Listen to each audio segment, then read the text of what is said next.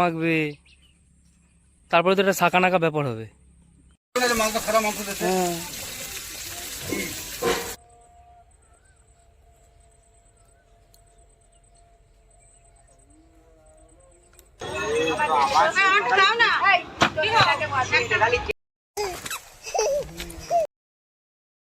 Hey everyone, welcome to শাম্প্রাজ activity and welcome to my another blog. তোমাদেরকে অনেক অনেক ভালোবাসা জানিয়ে শুরু করছি আরও একটা নতুন ব্লগ।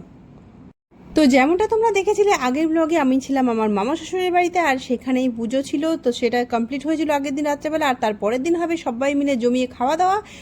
সেটাই তোমাদের সঙ্গে শেয়ার করবো আজকে সারাদিন কী কী করলাম। তো সকাল সকাল আমার বর আর বাড়ির অনেকেই গেছিলো বাজার করতে, কারণ আজকের কিন্তু অনেক কিছুই রয়েছে খাওয়া দাওয়ায়, আর অনেকজন রয়েছে, সবাই মিলে একসঙ্গে খুব আনন্দ করে মজা করে খাওয়া দাওয়া করা হবে। তো এখানে দই নিয়ে নিয়েছিল, আর তারপরে এখানে মুরগির মাংস নেওয়া হচ্ছিলো, আর এখানে দেখতেই পাচ্ছ যে ডিমটা কিভাবে বার করা হলো।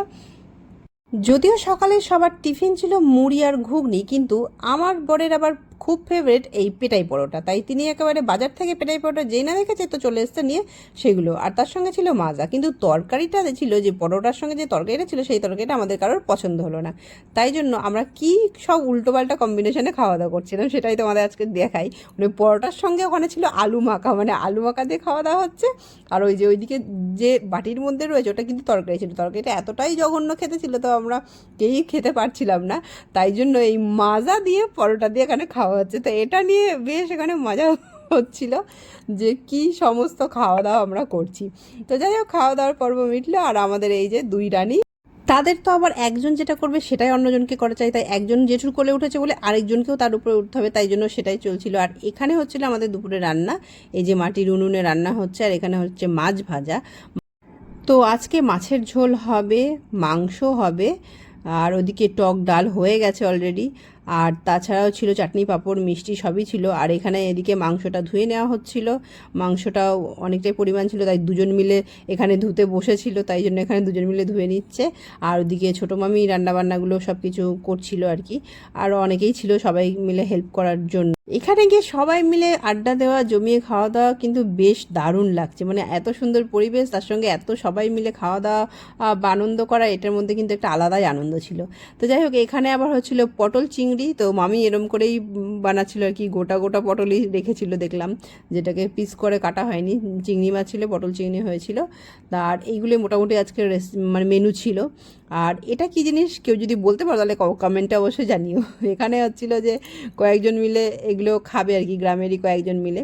তো এটা কি জিনিস যদি তোমরা কেউ জানো তাহলে অবশ্যই কিন্তু কমেন্টে জানিও। তো আমি আর কিন্তু বললাম না যেটা কি আসলে। তো যাই, এখানে চলছিল মানে প্ল্যানিং যে আর কি ওইগুলোর সঙ্গে আর কি কি নেওয়া যায়, কি কি খাওয়া যায়, তো ওনাদের ব্যাপার এটা আর কি। এখানে এই সমস্ত চলছিল। আর এদিকে হচ্ছে শশা কাটা হয়েছিল, আর তার সঙ্গে হয়েছে এখানে বরবটি ভাজা, বরবটি আলু ভাজা হয়ে গেছে। আর এদিকে এই যে মাংস কিন্তু রেডি। তো তারপরে আমরা দুপুরবেলায় ভাবছিলাম যে পুকুরে স্নান করতে যাব, কিন্তু আর সেটা আর হয়ে ওঠেনি, তাই জন্য আমরা বাড়িতেই স্নান টান করে খাওয়া দাওয়া করতে বসে পড়েছি।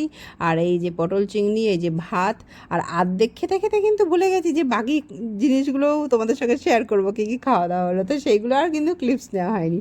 তো যাই হোক, খাওয়া দাওয়া আমরা কমপ্লিট করে নিয়েছি, তারপরে একটু রেস্ট নিলাম, আর নিয়েই তারপরে ভাবলাম যে যাবো এবার বাগানে, মানে মামার একটা বাগান রয়েছে, সেখানে কি কি আছে সেখানে সেগুলো তোমাদের সঙ্গে সব কিছু শেয়ার করবো। আর এই যে এখান থেকে যাচ্ছিলাম, তো এই জায়গাটা দেখে আমি আবার এখানে বেশ কিছুক্ষণ দাঁড়িয়ে নিলাম। তারপরকে বললাম যে আমার কয়েকটা ছবি তুলে দাও। আর এই যে ননদিনীকে নিয়ে যাচ্ছিলাম, আমরা তো জানি না যে কীভাবে যাব, তো সেই জন্য বর, আমি আর ননদিনী আমরা তিনজন মিলে যাচ্ছিলাম। তো এই যে অ্যাকচুয়ালি যেই মাঠটাতে ভাসানো হয়েছিল সেখান থেকেই যেতে হবে, মামাদের বাগানটা যেটা সেখান থেকেই যেতে হবে, তো সেইখানেই এসেছিলাম। আর এই যে দেখছো এইখান থেকে এবার মানে যাওয়ার পালা আর কি। তো তোমাদেরকে এটা শোনাই যেখানে কি কি হচ্ছিল। তুমি জুতো এখানেই রেখে দাও। কেন ওই পারে গিয়ে আবার খালি পায়ে যাবো নাকি বাগানের মধ্যে?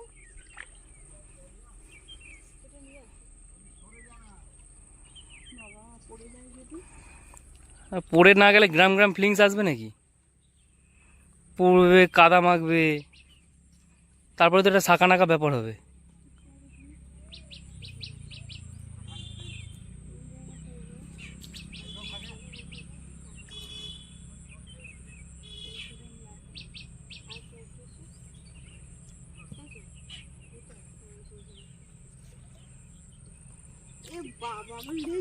ভিজুক ভিজুক ভিজুক লেগিংস ভিজুক, চলো।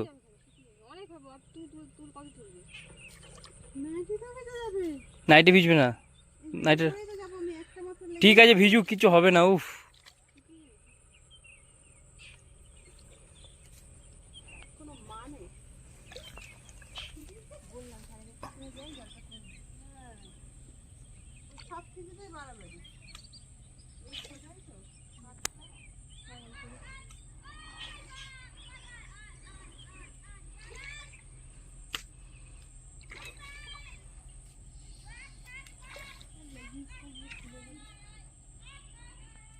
তো তোমরা দেখতেই পেলে কত কষ্টে এই রাস্তা আমি পার হলাম। যাই হোক, খুব ভয় লাগছিল। মানে এখানে জাস্ট একটা কাঠ টাইপের দেওয়া ছিল, তো সেটা আবার মানে পুরো স্লিপ, মানে মাটি জমে বা একদম পুরো শ্যাওলা পড়ে মানে পুরো স্লিপ হয়ে গেছে। তাই খুব সাবধানে সাবধানে যেতে হচ্ছিল আর কি। একটু এদিক ওদিক হলেই পড়ে যেতাম। তো মামি বলছিল যে একটু পরে যাও তোমরা, ওখানে জলটা একটু পরে কমে যাবে, মানে যদি আর একটু দেরি করে যেতাম তাহলে জলটা অটোমেটিক কমে যেত, তখন এমনিই যাওয়া যেত। তো আমাদের আর সহ্য হচ্ছিল না, তাই আমরা তড়িঘড়ি বেরিয়ে পড়লাম। বিশেষ করে আমার বড়মশাইয়ের আর সহ্য হচ্ছিল না যে কতক্ষণে সে বাগানে যাবে, তাই জন্য আমরা ভাবলাম যে জল পেরিয়ে যাই। যাক, এটাও বেশ ভালোই লাগলো। আর যাই হোক, এই যে এখানে চলে এলাম যে মামার বাগানে। আর মামার বাগানে এসে তো এটা দেখে তো মানে মনটা একদম আনন্দে ভরে গেল, এত ভালো লাগছিল এই জায়গাটা, মানে কি বলবো আর। মানে এটা হচ্ছে মানে গরমের গাঁদা ফুল, শীতের তো হয়ই, মানে এটা হচ্ছে গরমকালের জন্য স্পেশালি। মানে এই ফুলগুলো খুব একটা বেশি বড় হয় না। মামা বললো যে এই বছরেই নাকি অনেক বছর পর এই ফুল চাষ করেছে, মানে অল্প, খুব একটা বেশি নয়, অল্প করেই করেছে আর কি। কিন্তু বেশ ভালো লাগলো তো দেখে এটা, আর এত সুন্দর হয়ে রয়েছে দেখতে। আর বিকেলের সময়, হ্যাঁ, কিন্তু মানে এত গরমের মধ্যেও এরকম একটা পরিবেশ দেখে না সত্যি মনটা খুব ভালো হয়ে গেল। আর ছবি তো তোলা চাই, তাই জন্য এখানে সব ছবি টবি তুললাম, ভালো করে ঘুরছিলাম।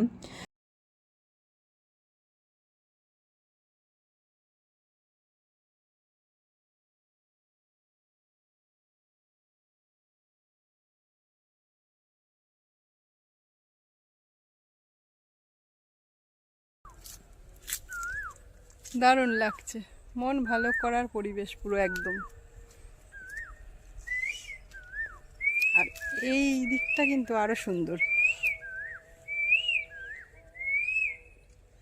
একটা খাল আছে।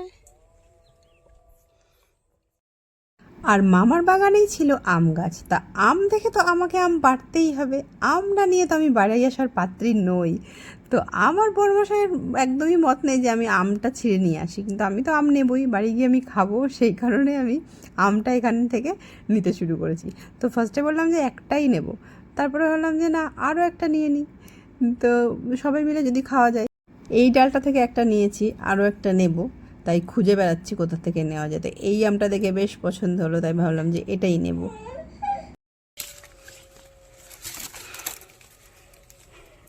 দুটোই নিয়েছি, বেশি নিইনি, গিয়ে এখন খাওয়া হবে। তো আম তো নেওয়া হলো, এবার ভাবলাম যে যাই, আরও ভিতরের দিকে যাচ্ছিলাম, আর ভিতরের দিকে যত যাচ্ছিলাম ততই ভালো লাগছিল, আরও বিভিন্ন ধরনের গাছ। আর এখানে এসে দেখলাম অনেকগুলো লেবু গাছ ছিল, মানে কাগজি লেবু ছিল, আর এইটা হচ্ছে গন্ধরাজি লেবু। গন্ধরাজ লেবু গাছটা দেখে তো খুব ভালো লাগলো, বেশ বড় বড় গন্ধরাজ হয়েছে। যদিও এখন বৃষ্টি কম বলে সেইভাবে মানে লেবুগুলো বড় হতে পারেনি, আরও বড় হয়ে যেত বা পেকে যেত, এরকম হতো। তো এইগুলো দেখতে দেখতে এইটা চোখে পড়লো, কি সুন্দর লাগছিল। এত সুন্দর পরিবেশ বোধহয় গ্রামেই খুঁজে পাওয়া যায়। আর এইগুলো সত্যি কথা বলতে মুখে ভাষায় বর্ণনা করা যাবে না, এই সৌন্দর্য না নিজের চোখেই শুধুমাত্র দেখে উপলব্ধি করা যায় যে এতটা সুন্দর পরিবেশ, মানে প্রকৃতি এতটা সুন্দর, সত্যি মানে সেটা কোনো ভাষাতেই হয়তো বর্ণনা করা সহজ নয়।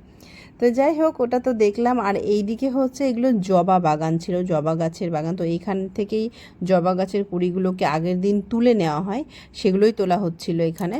তো সেগুলো তুলে নিয়ে আবার পরের দিন মানে ভোরবেলা ওটা বিক্রি হয়ে যাবে। তো সে যেটা ফুটে যাবে সেটা তো আর ভালো থাকবে না, তাহলে মার্কেটে যেতে যেতে সেই ফুলটা পুরোপুরি নষ্ট হয়ে যাবে। সেই কারণে ওনারা মানে যেটা করে, কড়িটা মানে তুলে নেয়, মানে যেটা কালকে ফুটবে এরকম ধরনের কড়ি দেখেই সেটা তুলে নেয়, তারপরের দিনই সেটা বিক্রি করে দেওয়া হয়। এখানে সেইভাবেই সেটা তুলে নেওয়া হচ্ছিল। আর এইগুলো দেখতে দেখতে সত্যি মনটা ভালো হয়ে গেল। আর মামার বাগানে কি অনেক কিছু ছিল, মানে যেগুলো হয়তো সবগুলোই আমি মানে দেখাতে পারলাম না। হ্যাঁ, ভেন্ডি গাছ ছিল, তারপর বেগুন গাছ ছিল, পেঁপে গাছ, পেঁপে নিয়ে এসেছি। তো পাকা পেঁপে পেয়েছিলাম, তো পাকা পেঁপেও নিয়ে এসেছি। যদি ওটা তখন নিয়ে আসতে পারিনি, মানে মাম্মা মামি যখন পরে গেছিলো তখন নিয়ে এসেছিলো। আর যেখান থেকে গেলাম তখন রাস্তাটা এই যে জলটা এখন কমে গেছে, ওই যে কাঠটা দেখা যাচ্ছে এর উপর দিয়ে গেছিলাম, মানে এটা একটা খাল আর কি। এই এই গ্রামের পাশেই রূপনারায়ণ নদী রয়েছে, এই নদীটাতে আমাদের যাওয়ার কথা ছিল, কিন্তু এত গরম এত রোদ্দুরের ভয়ে আমরা যাইনি। গেলে হয়তো একটা অন্যরকম প্রবলেম হয়ে যাবে, মানে অনেকটা যেহেতু দূর হয়ে যেত সেজন্য আমরা গেলাম না। তো ওই নদী থেকেই ওই খালটা আর কি এই গ্রামের দিকে বয়ে এসছে। তো যখন জোয়ার আসে তখন জলটা পুরো একটু বেশি হয়ে যায়, তার ফলে ওই ঢাকা পড়ে যায় রাস্তাটা যাওয়ার। আর যখন আবার মানে ভাটা পড়ে যায় তখন আবার ওখান থেকে দেখা যায় যে ওই যে কাঠটা আর কি। তো এই হচ্ছে ব্যাপার। আর এই গরমে রোদে কিন্তু সবাই তৃষ্ণার্ত, শুধু মানুষ নয়, পশু পাখিও। কি সুন্দর কুকুরটা এসে জল খাচ্ছিল, দেখলে তো কি যে ভালো লাগছিল ওই সুন্দর মানে দৃশ্যটা। মানে হঠাৎ করেই মানে ক্যামেরাবন্দি করতে করতে এই মুহূর্তগুলো কুকুরটাকে দেখি এরকমভাবে সে জল খাচ্ছে, ভালো লাগলো খুব এটা। আর দেখো এই রাস্তাটা দেখে একটা কথাই মানে মনে আসছিল আমার, এই গরমের হাত থেকে শুধুমাত্র এই গাছগুলোই কিন্তু আমাদেরকে বাঁচাতে পারে। তাই সকলকে অনুরোধ করব তোমরা যে যতটা পারো গাছ লাগাও। আর এখন আমাদের সময় হয়ে গেছে ফিরে আসার, তো আমরা এখনই ফিরে আসবো। আর তাহলে আজকে ব্লগটা এখানেই শেষ করছি। ততক্ষণ সবাই ভালো থেকো, সুস্থ থেকো, দেখা হবে অন্য কোনো ব্লগে। Tata, bye bye.